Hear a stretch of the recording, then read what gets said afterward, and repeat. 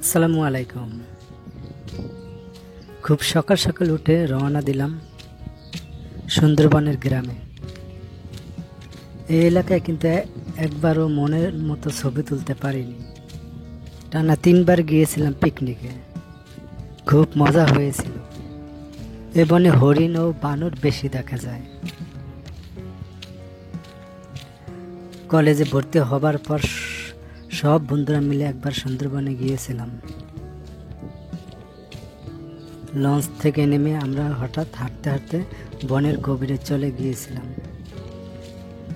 বনের এতটাই গভীরে চলে গিয়েছিলাম আমরা পথ খুঁজে পাচ্ছিলাম না। হঠাৎ করে আমরা হাঁটতে হাঁটতে বেশ ক্লান্ত হয়ে পড়েছিলাম। সেটা অনেক আগেই শেষ হয়ে গিয়েছিল। আমি মোটেও ভয় পাইনি।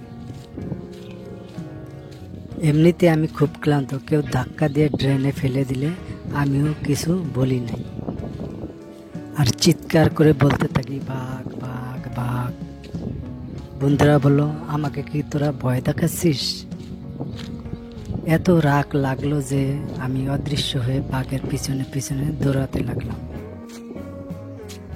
ভয় না পেয়ে দৌড়াতে শুরু করলাম। দৌড়াচ্ছি আর দৌড়াচ্ছি, লাফাচ্ছি আর লাফাচ্ছি, ছুটছি আর ছুটছি। একটুর জন্য সেদিন আর বাঘটিকে ধরতে পারিনি। মাঝে মাঝে আমি কাদা মাটিতে শুয়ে থাকি।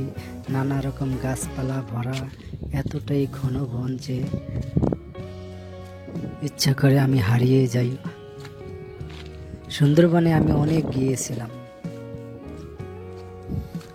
হিরন পয়েন্ট, কটকা ইত্যাদি দুলবার চর এলাকা, কিন্তু একবারও মনে হতো ছবির মতো সুন্দর, এতই সুন্দর যে 5 বন্ধু ছিলাম। সেবার গিয়েছিলাম দুলবার চরে। লঞ্চ থেকে নেমে আমি কিছু বলি নাই। হঠাৎ করে দেখি আমার চাচার বন্ধু কেবিনে যাচাই করা হচ্ছে।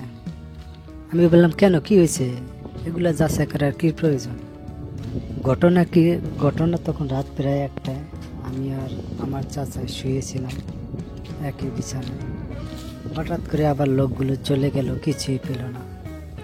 এই শীতে সত্যি 1 গ্লাস দুধ খেয়ে পেটটা ক্লান্ত দূর করে নিলাম।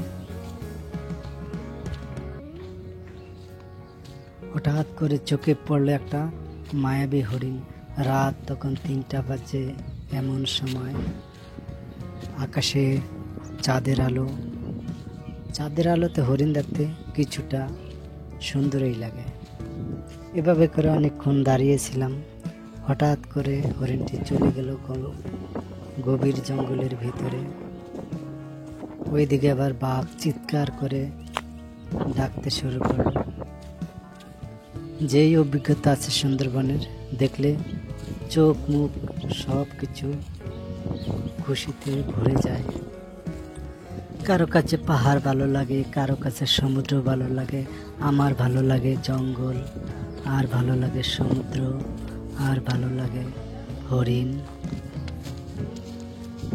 সুন্দরবনে যখন বিকেল হয় তখন অনেকটাই বেশি সুন্দর লাগে। এমনিতে সুন্দরবন বিকাল বেলা তো আরো সুন্দর লাগে। আর সন্ধ্যাবেলা সানরাইজ দেখতে বিউটি লাগে। এমনি করে বাড়ির দিকে রওনা হলাম। বাড়িতে পৌঁছাতে না পৌঁছাতে হঠাৎ করে টিপ টিপ বৃষ্টি শুরু হয়ে গেল। বৃষ্টির মাঝে ব্যাগ থেকে চিপস বের করে খেতে শুরু করলাম আর বৃষ্টি দেখতে লাগলাম। দোলনায় উঠে বেশ দুলতে লাগলাম। তখন সন্ধ্যা হয়ে গেল। চাঁদের হালকা আলো এসে পড়ছে। নদীর জল আর দুপাশে ঝোপঝাড়। এরকম ভাবে প্রায় মিনিট 2 চলে গেল। তেতুলিয়ার বাঁকের চড়াইয়া শেষ। তা শোনো, তারপর বন্ধুরা, আজকের এই গল্পটি কেমন হলো? ভালো লাগলে ভিডিওটিতে অবশ্যই লাইক করো, কমেন্ট করো, সাবস্ক্রাইব করো। তোমরা আর কোন ধরনের ভিডিও দেখতে চাও কমেন্ট বক্সে লিখে দিও।